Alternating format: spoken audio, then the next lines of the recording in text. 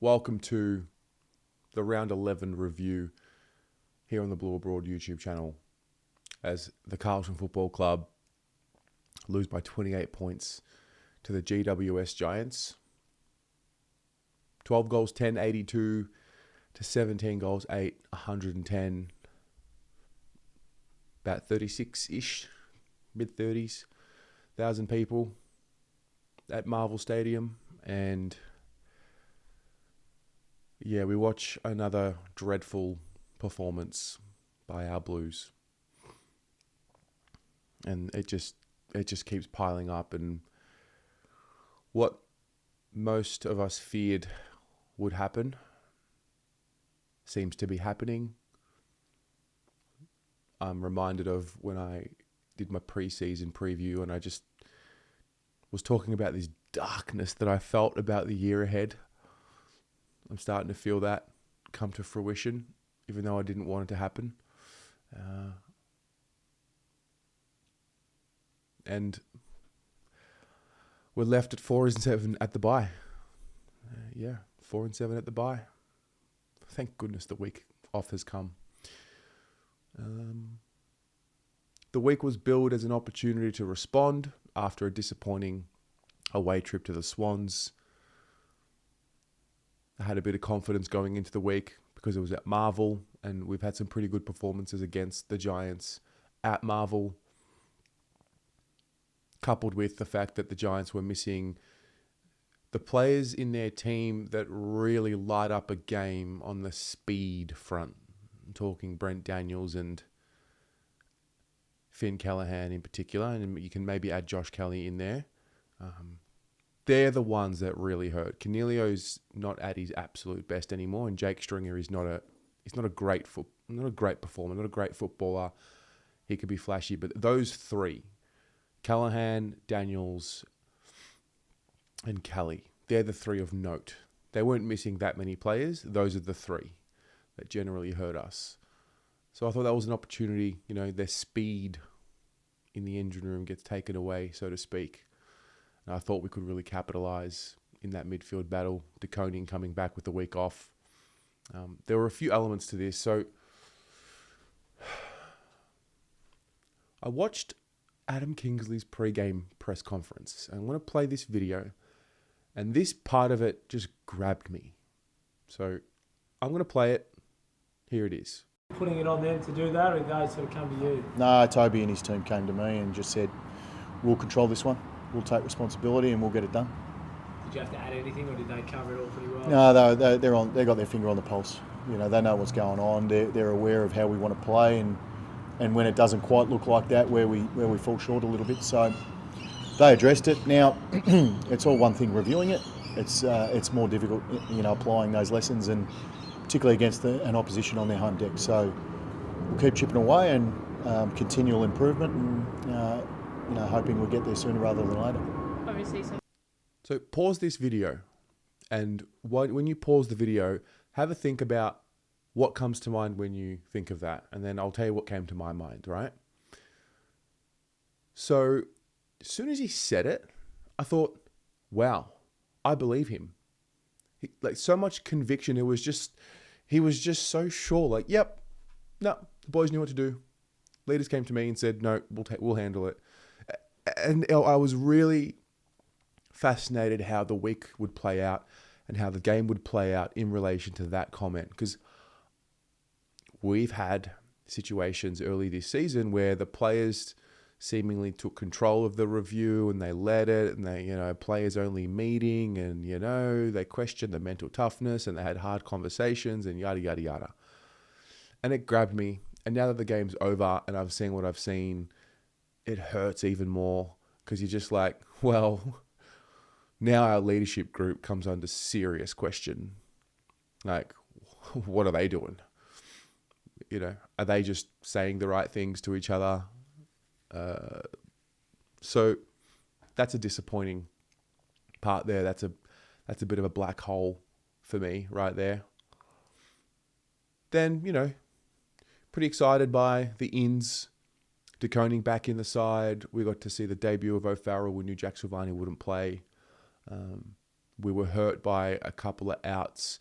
Silvani is one in particular that definitely hurts, given the season that he's had. And I think if you've been watching this season, I don't know if the stats back it up, but just from the feel of the game, there's a different kind of trust. There's a different kind of energy when he plays compared to when he doesn't. And maybe it's just a coincidence that we fall off drastically when he's off the field compared to when he's on the field. So there's that.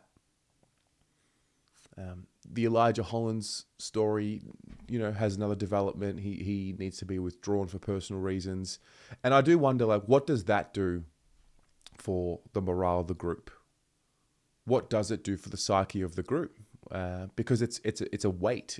I can only imagine it's a sadness for the group, or it's a frustration for the group, coupled with a sadness that we just, I don't know. At any given week, something could happen, and he may need to be withdrawn, or another player may need to be withdrawn, and it's tough. And so it's just this category of unknown, what to do, don't know what to expect, could be in, could be out. So, but that happened. We had the Robert Walls funeral this week, and there was a scheduled round of applause at 12:42 p.m. that the club decided to put on, which I'll touch on shortly. So, yeah, those were the elements pre-game. I got to Marvel Stadium. I felt something was off. The way I woke up, the way I got to the stadium, I didn't have bandwidth for too much. I just wanted to get in my seat and just chill and let the game hopefully bring me some peace. And that didn't happen. Yeah, not at all. Not at all. If you were looking for moments early in the game which started questioning what kind of day it was going to be, well, you didn't need to wait too long. Sam Walsh just running too far in the first quarter, just no awareness of what was happening there. I'm like, okay, well, there's a vice captain. And then not too long later, Jacob Wiedering dropping one of the most regulation uncontested marks in D50 that you'll see. And that was a red alert for me from there. I'm like, okay, we're fucked. Walshy, no awareness of how far he was running. Jacob Wiedering dropping an uncontested mark in D50. See you later. There was a bit of magic. As I said, that 12:42 p.m. mark came. There was a bit of a frustration about the game and the way it was unfolding early days, but I think Wolsey gave us one there because something really magical happened. There was a clearance kick by the Giants out of our forward 50. Darcy Jones slips really weirdly. Walsh then collects the footy. He was really strong in that contest. Gets the ball over to Charlie, and Charlie kicks a goal. And yeah, it was nice. It was special. And instantly I felt, wow, Wolsey's given us one there. Maybe today is our day. Maybe we're going to get something magical happen. I like some things that I saw early in the piece.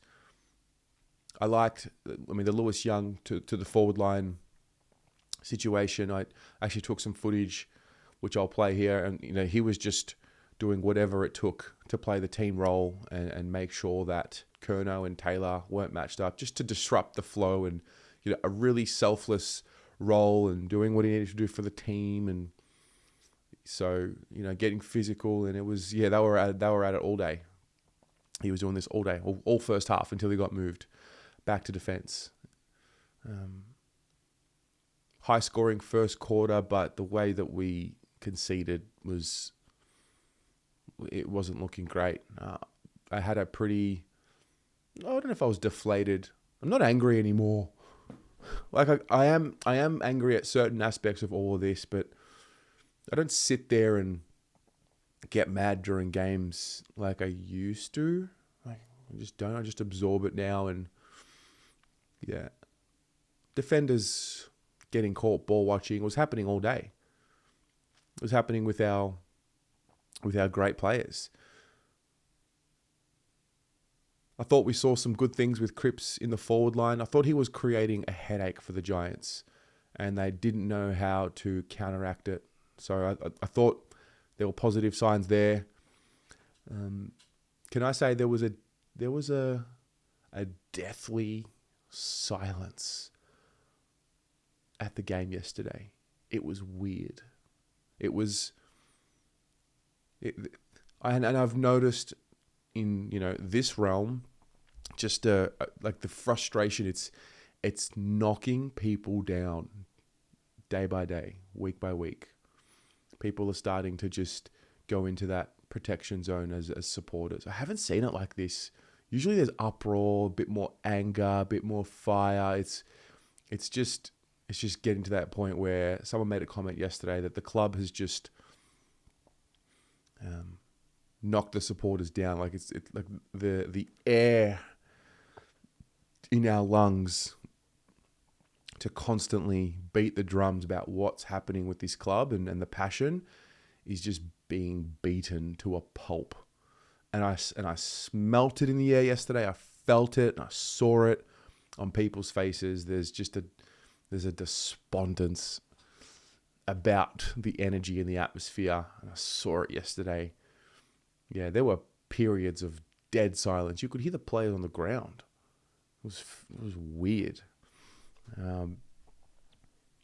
Second half comes around, changes are made, McGovern goes forward. Thought that was interesting. I personally wouldn't mind seeing that back. We've got quite a few kids now that we play.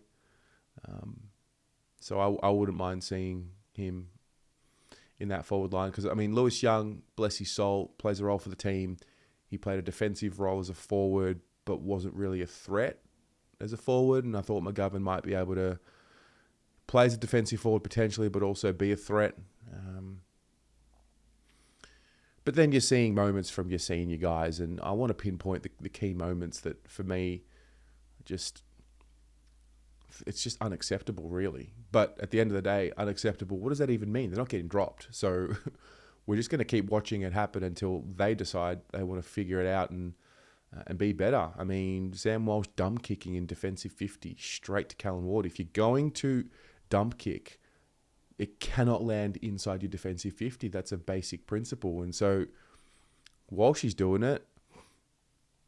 Harry Mackay, handball turnover. Harry Mackay has seemingly, maybe just yesterday, it happened against the Swans as well. He's lost over recent times his ability below his knees. Like, what's happened there? His stats will show 9 handballs and 9 kicks. I thought he was stat padding at times just to make sure he got the handball out. I saw zero impact from Harry Mackay on the game compared to we've seen Harry Mackay play in impact games. No, nowhere near it. Walshy overrunning footballs. That one that led to the Riccardi goal on the side of the third quarter. Like, okay. Wiedering giving away free kicks uncharacteristically. Wiedering not understanding to just rush the football after the Blues get a little bit of what I thought might have been a bit of a spark for some momentum. Cut the lead back to 2 kicks when Fogarty kicks his second. Cripps being pinned for being too slow. After Sam Doherty, who by the way was apparently done and finished and needed to retire, collected that footy, ran at it hard. Great ground ball get, but Cripps was just too slow in the moment. Another hospital kick from Wiedering to young Matt Carroll, which then led to the Hogan goal. TDK, handball turnover in traffic. Chera overcooking a handball in D50.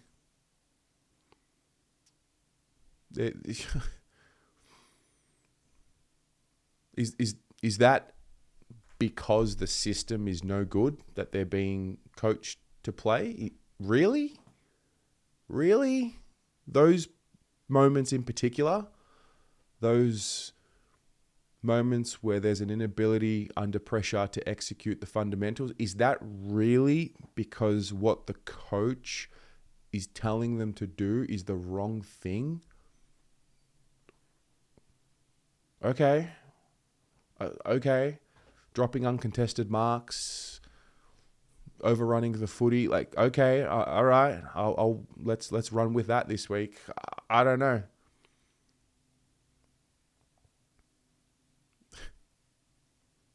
It just there was an element of, it did remind me of 2023, where there was a period of time where I'm like, these guys aren't really that good. And I have been saying it for a bit of the year, but like really not that good.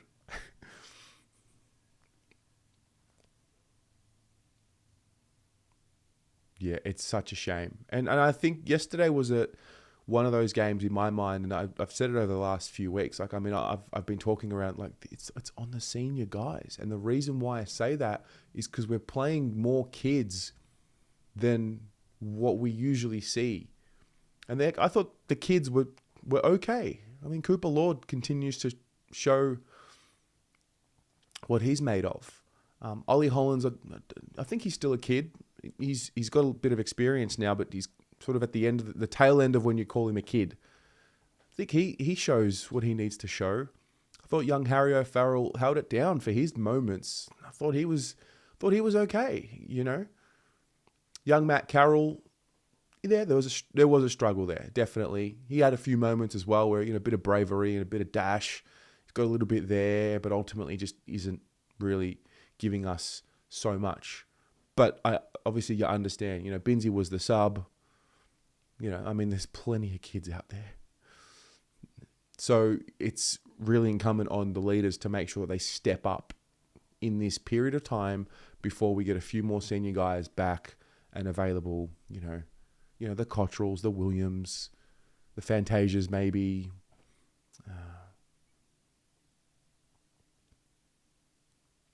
The Boyds. You get it. You get what I'm saying. And that's why I think it's incumbent on the senior guys in the team to lead from the front and be better. But, you know, Charlie Curnow, I don't know what happened. Started so well. Second half, barely sided. Harry Mackay, just not there. I don't think his soul was there in the game yesterday. I cannot believe I saw 19 touches next to his name.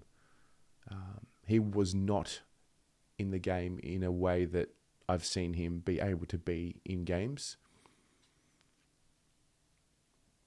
Walshy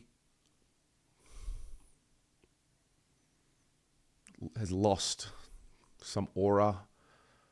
It's a really interesting period of his career at the moment.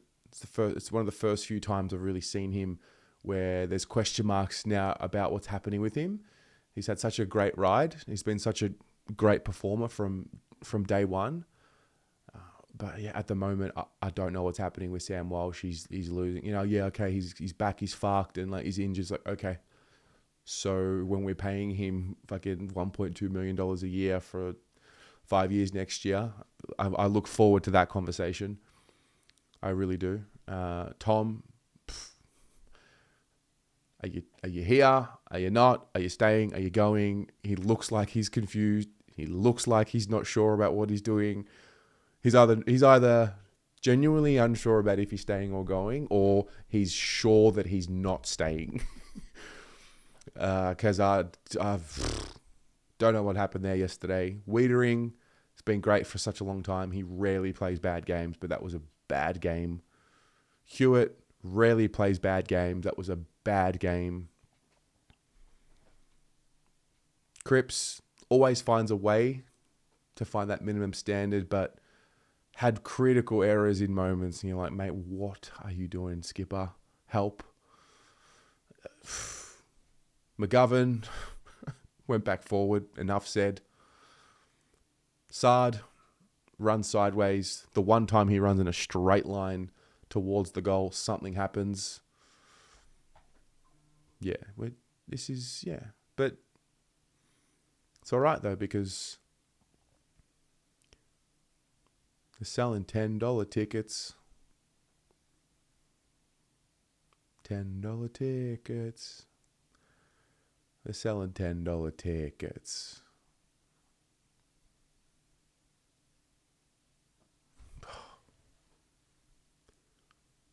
What's it going to take?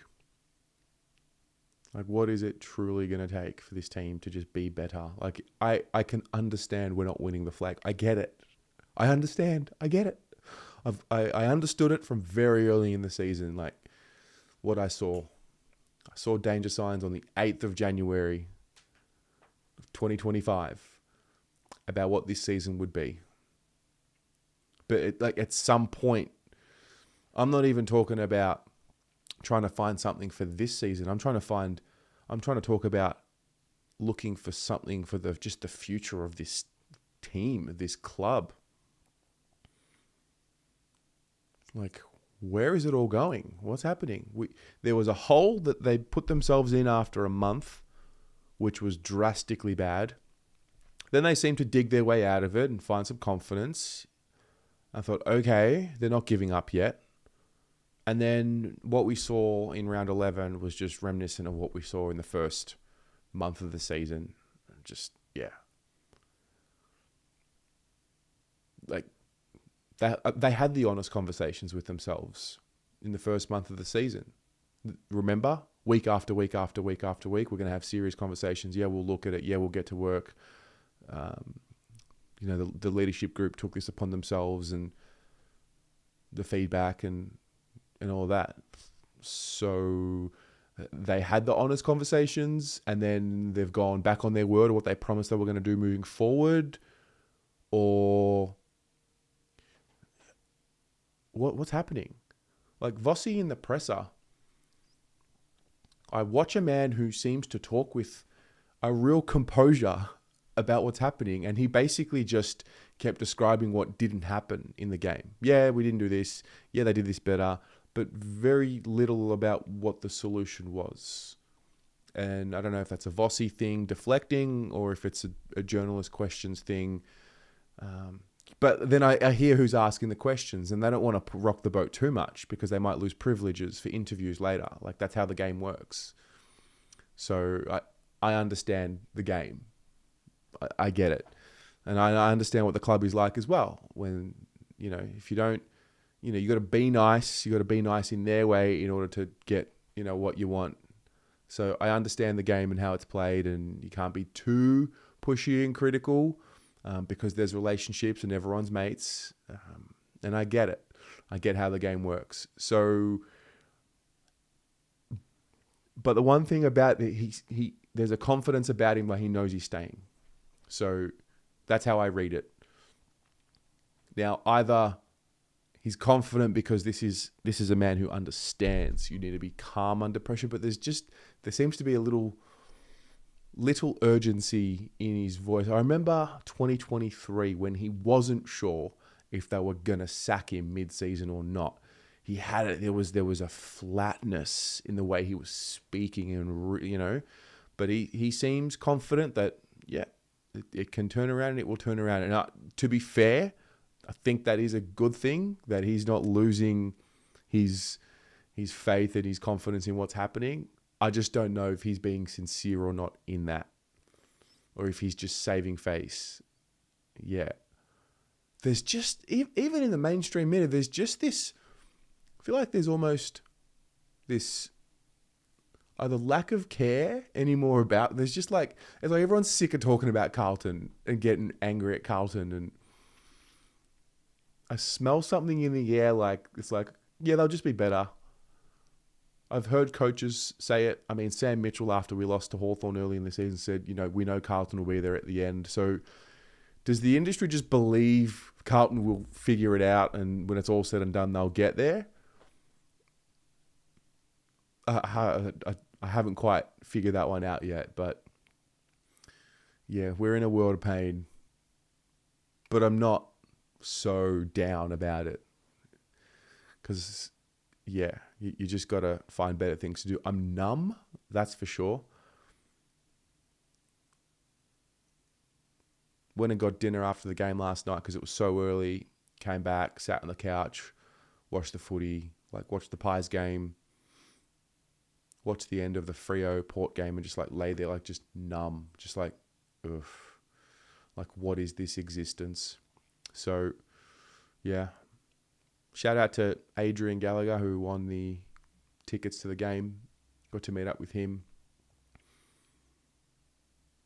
I have all these memories of doing all these nice giveaways and doing things for the community and meeting people and things that make my day. And like I met Zach Borg's mum yesterday, for example, and just I have such, I have all of these little moments that really help me enjoy being a supporter of the club. And it's the people that make it. And then like we're all bonded by this disgusting display of a football club who promised so much and delivered so little.